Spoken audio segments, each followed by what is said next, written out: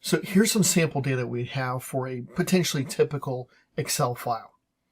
Now, Excel files can have all different types of data, whether it's textual data such as names or departments, dates, finances, and currency, etc.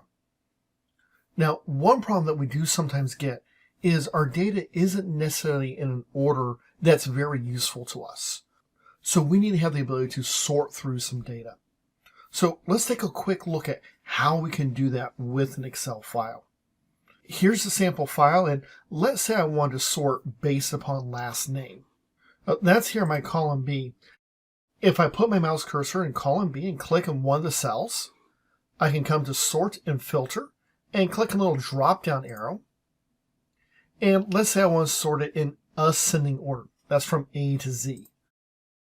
Now, all of my information is sorted in ascending order.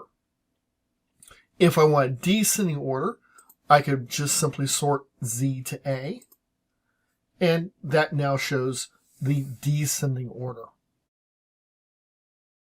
This is helpful for things like department, where maybe I want to sort by department, and now everyone is grouped together.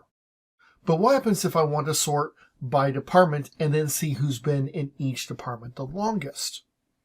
So I'm going to click on my column headings D and E, and notice that I can't sort with two whole columns set. So let's show you how we're going to do this instead.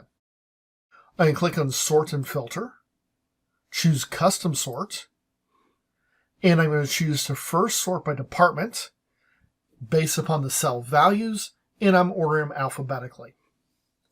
Then I'm going to add a level, choose Hire Date, and choose the oldest to newest.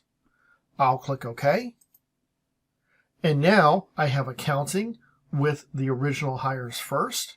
Then I have advertising with the original hires first, etc. on through my list. So one of the reasons I couldn't sort over multiple cells is I did have this merged cell from before, which it's kind of throws some stuff when you're using Excel. However, there was an easy way to go ahead and sort through this information very easily. So this is a real quick and easy way for me to sort. Using the custom sort, I can sort by multiple columns very, very easily. If we're using a table that has a header but we haven't specified it, I can click this checkbox to specify that my data has headers. I can also, under Sort Options, change additional features like making it case sensitive if we need to, or sorting left to right or top to bottom. So there's a lot of different things I can do with my custom sort if I need to.